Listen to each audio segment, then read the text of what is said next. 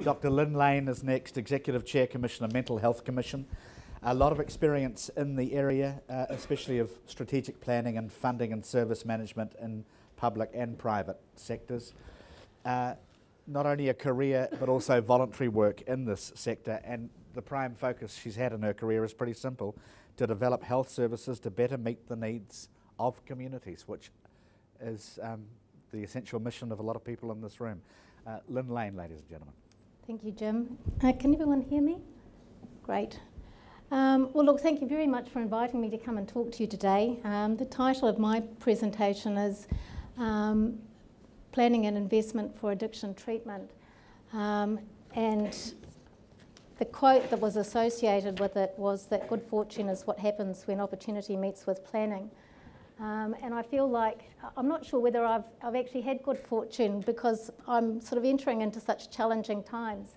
But I really do think that there is a very significant opportunity for the Commission to contribute to the future of addiction services to ensure that we better meet the needs of our community.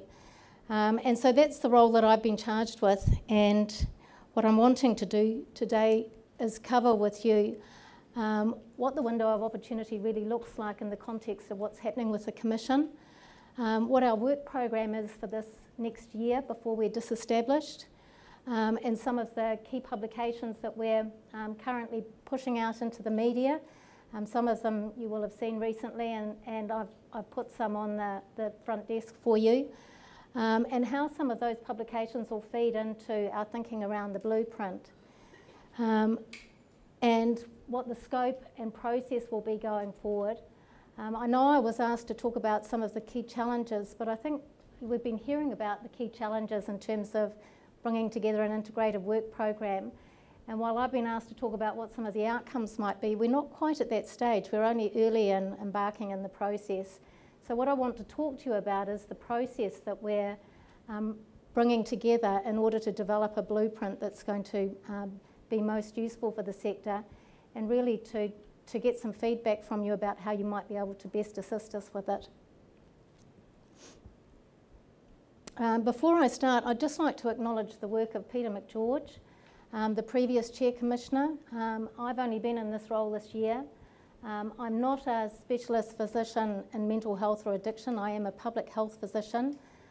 Peter did some extremely good work prior to his early departure, and some of that work is now starting to bear fruit. And I think that he was working at a time where some of the thinking was just emerging around what's happening in the sector and what we need to do to address it. Peter, I know, is working in Australia, setting up the Mental Health Commission, or one of the commissions in Australia. So the work that he's done here is now being followed on in Australia, and we need to look at opportunities for continuing to strengthen that relationship. So I wanted to just start with what's happening with the Commission. Some of you will be aware that decisions have been made by Cabinet, but not everyone is. So I just need to let you know that we do still exist. While we do have a shrinking staff with a much smaller budget this year, which is posing its own challenges, it's proposed that we'll be disestablished 30th of June next year, that our core functions will be transferred to the Office of the Health and Disability Commissioner, and that there will be established in statute a Mental Health Commissioner in the Office of the HDC. Unfortunately, the budget for our work is going to decrease by approximately another 50%. So we're going to go from what has been in the past about 20 staff, probably down to about 5 or 6 this year, and then possibly even fewer going forward. The legislation's currently in process, so getting that right is going to be really important. So when there's an opportunity for you to look at it, I would urge you to do so. We certainly don't want to lose the core functions that the Commission has provided in the past in terms of the value add to the sector that we provide. So there is a very brief window of opportunity for the Commission to make a really significant contribution over the next year to set things up for the future. And so our core functions, for those that aren't deeply familiar with the organisation, what we do is we monitor service provision and advocate for service improvements in the mental health and addiction services. And in the past, we've also been very active in supporting innovation. And we do this from the perspective of consumers, family and whānau. So it is a unique role, and it's at a systems level. And in terms of us being merged with the Office of the Health and Disability Commissioner, that's a real challenge because their focus has tended to be on the individual level, handling complaints, not working at a systems level where I think the Commission has been able to add real value in the past. So our current work program, you'll see on the front desk a statement a brief statement of our SOI, which is just a 4-pager that sets out the work program that we've agreed to undertake before we're disestablished. One of the key outputs under advocacy was supporting the Ministry with developing the service development plan, and that's to ensure that it integrates well with the new blueprint that we've agreed to develop over this next year. Initially, we talked to the Minister about it being a 3-year program. We felt that it would take a year to develop it and then to pilot it and then roll it out nationally. And you can see that years 2 and 3 have been cut short. So we've got a lot of work to get through in this year, and we will need to think about how that implementation gets transitioned to other entities going forward as part of our work program this year. We also need to look at, prior to the transition to HDC, how we strengthen the input that we get from consumers and families, that it's a really core part of our work, that we are the voice for that group, and that we need to ensure that that doesn't get lost in the transition. We also have to continue with our monitoring function, so we have 10 sector visits out to district health boards that we have to make this year, which inform our thinking and provide a really valuable opportunity for us to advocate at the local level, as well as gain information that helps us advocate at the national level. We also will be producing another version of the National Indicators report that's just been released recently, and that got quite a lot of attention in the media. There is a copy of this on the desk as well for you, and it's in a format that hopefully makes accessible to a large number of people some of the key statistics, the data that underpins the decisions that inform our planning and planning and provision of services. We're looking at updating it this year. There's now more recent data out, so we'll be able to get some trend data.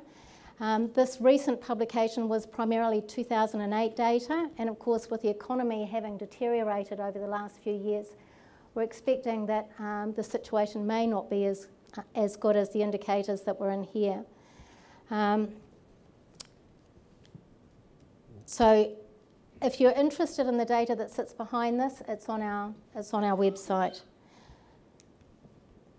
What I wanted to do, and I thought I had half an hour to talk, and I understand I don't, so I'm going to whip through the next set of slides. I had 8 slides that actually draw on the information that's in here that feeds into planning the new blueprint. It's some of the issues that we need to take account of when looking at how we resource future services to better meet the needs of communities. The National Indicator report has three sets of indicators.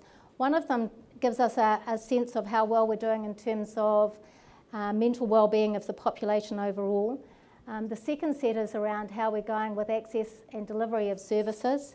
And the third one is around recovery, indicators of social inclusion. And it's the first time we've had a report that looks at all those 3 sets of indicators to get a sense of how well we're tracking. Overall, people will probably have seen in the report that people in New Zealand are pretty satisfied with their lives. Over 80% of people believe that their lives are meaningful and worthwhile.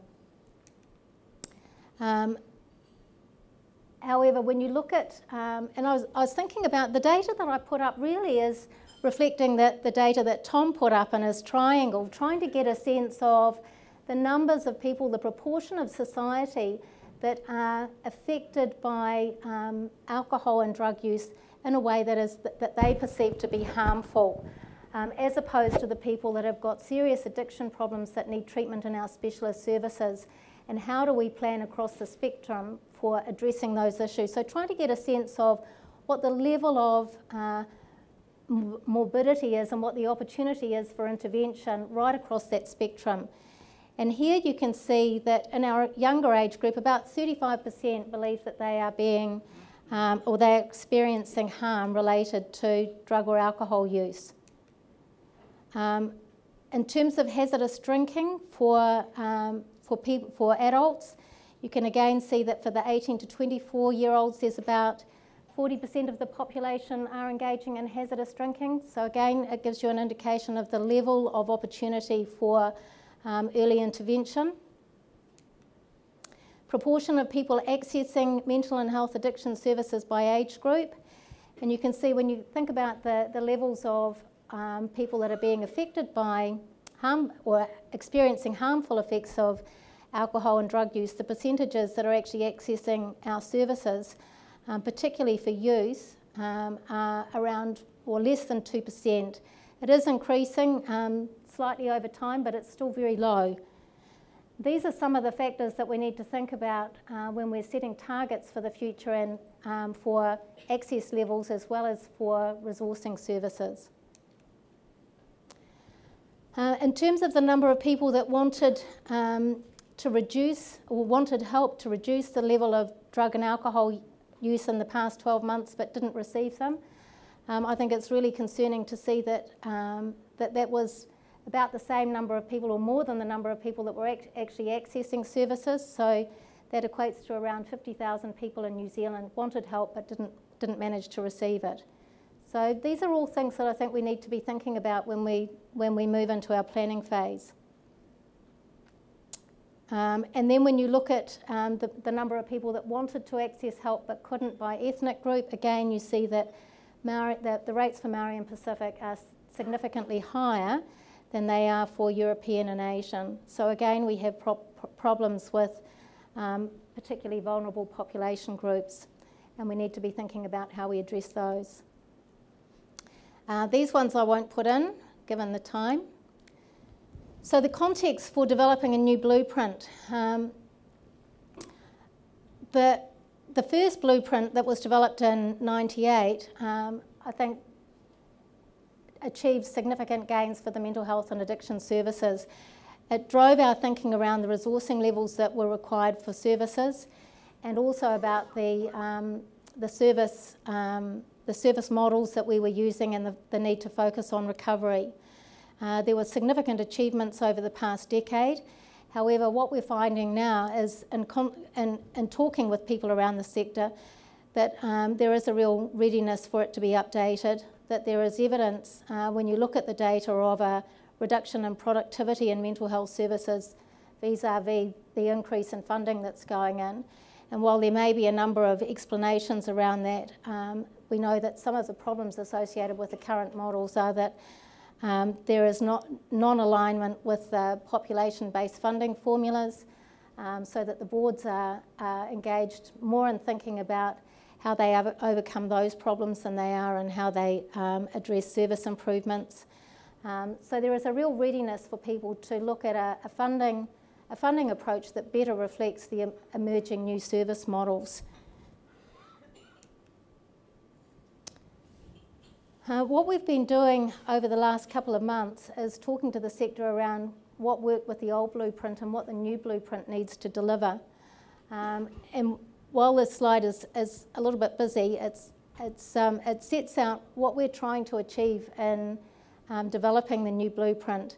And you'll see that that's reflected in the process that we're going to be moving into over the balance of this calendar year. And what we need is a new funding or resourcing system that replaces the old blueprint, which was primarily inputs based. It needs to preserve the gains from the last decade that the old blueprint delivered for us. And I've heard a lot of concern about the risk of funding being taken out of secondary services when we actually need to be potentially doubling them in order to fund the unmet need in the primary sector. So thinking around that needs to be included in the blueprint. It needs to support sustainable service development, an environment of restricted growth. You know, in talking to the Minister, he was reluctant for us initially to undertake this, this piece of work, and the Ministry was certainly nervous about undertaking it, given that it was likely that we were going to put up that we'd need more money. And I said to the Minister, well, look, you know, if you want to, you can fund mental health and addiction services blind, or you can let us do the work for you and give you really good advice about the level of investment that's needed, our best estimate of the level that's needed to achieve the health outcomes that we want for the sort of productive society that they're wanting to achieve. And so we were, on that basis, given a mandate to do this work. Exactly what we turn out by way of what level of funding is going to be needed, I don't know. That will come out of the process. I guess one of the risks for us will be how well it's received by the government. And that in part will be how much support there is in the sector for it and how robust it is. So that's some of the challenge that the Commission is going to have to take on. What we're also hearing from the sector is that they want it to be not a static model, but they want it to be a model that enables funders and planners to make high quality decisions, to review the decisions that they're making, and also a mechanism for accountability for funding use. It needs to move, as I said, from inputs to include outputs and outcomes. And I think more importantly, the old blueprint was focused on those, the top-end specialist services for providing care for those with the most complex and high needs. And what we're recognising now is in the absence of providing any advice on funding levels that are required right across the spectrum of care, we're at risk of under-resourcing the early intervention and the prevention services. So we need to look at a blueprint that covers the full scope of services. So quite a different blueprint to the previous one. The other thing that I've heard, I think, from all the speakers today is the need for an integrated planning model. And there's some work streams that are currently underway that are producing some really good thinking around what the service models need to be inclusive of. This afternoon you've got Brenda talking to you about the workforce review that's underway, and you'll probably see this diagram that they have produced that looks at the clinical pathways that Doug talked about, right from the infant and maternal mental health opportunities for intervention right through the end of life. So it's a life course, and it looks at how we're currently providing services, where the opportunities for intervention are. And at the moment, most of our funding is going into number 6, which is the low prevalence, high complexity end of services. And the feeling is that we're really under-resourcing the interventions earlier in the life course and missing the opportunities for preventing people from moving through the spectrum into needing really high and complex levels of care. We also put a lot of funding into the adult forensic services, and yet we don't put a lot into the high-risk services. So a lot of our high-risk youth end up tracking through into forensic services before they get the opportunity to being treated. So thinking about this whole of systems approach, we need to then be thinking about earlier intervention, and there's been thinking that I think you'll see come through in the service development plan around the return on investment and intervening earlier. This is one of the pieces of research that we've been considering in mental health and addiction, not just in addiction, around the benefits of early intervention. You know, where do we get the best return for our funding? And while there's still a lot of work to be done on evaluating this in addiction services, as we've heard, it's something that we need to be keeping in mind. Brenda's work will also talk about where they, with the Health Workforce New Zealand group, the working group that have looked at all these clinical pathways, believe that there are maximum opportunities for improving health outcomes. Where do we really need to focus our attention to leverage the benefits? And they've identified these 4 areas that essentially are around the earlier intervention, but also around working across sectors. For instance, working with primary care. The green circle in the square at the bottom looks at the interface between primary care and specialist services, and we've, I think it was it Doug that talked? No, it wasn't Doug. Anyway, there was earlier talk about the interface and the future models of care being able to work across primary care with specialist mental health nurses working in primary care, and the ability to refer very quickly into the specialist services for advice. So how do we develop those models of care? There's also the red box is looking at the opportunities of working across mental health and addiction services and justice. What are the opportunities for early intervention and working in a more collaborative way across those two sectors? There's also the focus on, in the blueprint, on how do we proactively manage the effects of ageing.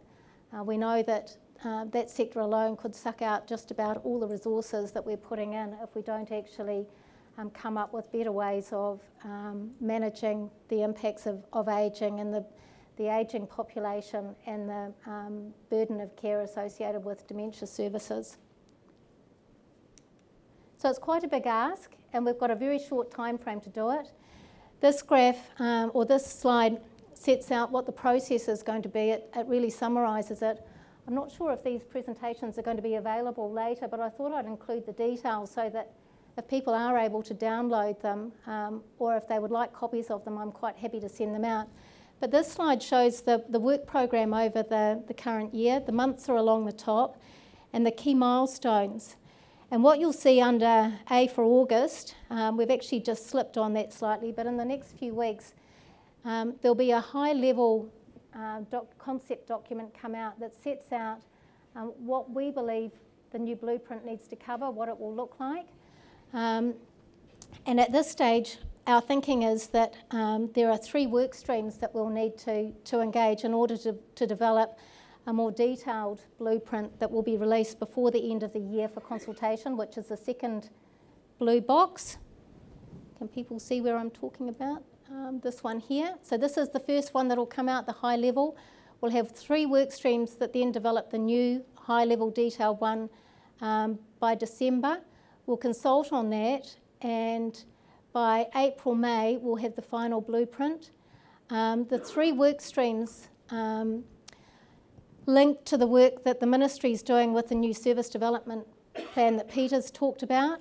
They will be essentially establishing the new models of care, and what our job will be to look at the levels of resources that we need to fund them and to set goals for access to care based on prevalence of morbidity and what we believe is a reasonable pace of change that we're going to be able to sustain based on the work that Brenda's doing with developing the workforce.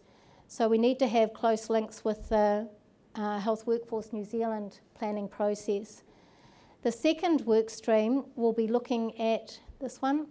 We'll be looking at the tools and indicators that service planners and funders will be needing in order to make good decisions. So there'll be interactive models developed for them to use so that they can get a sense of how they're tracking now for their populations against the future models of care that we're wanting to resource and to develop. It will also provide a mechanism for them to do annual reviews so that they can see how they're tracking moving forward. One of the problems we've heard repeatedly across the sector is that there are largely too many organisations doing independent planning processes, that the staff that are in the mental health and addiction portfolio management roles are often quite junior. They come into planning and funding in that area. Some of the bigger DHBs, I think, are the exceptions, and we need ways of sharing the expertise across the sector so that we get the best possible decisions being made at that level with regard to resourcing. Then the third work stream will be looking at accountability processes across the wider public health spend, and also looking at how we engage across other sectors. We're concerned about our ability as what is becoming a very small organisation to undertake this work in the time. And so we may just pick off one or two examples where we might be able to gain some traction, like for instance working across justice in the AOD sector. One of the things that I really want to impress on you is the importance of your engagement in this work program. We have very little capacity within the sector, within the organisation in terms of our expertise to do this work, so we're relying on the expertise in the sector to assist us with this. We're currently putting together a project team with an overarching advisory group, so some of you will be contacted to support us in that process and to feed into the thinking that will be sitting behind this work.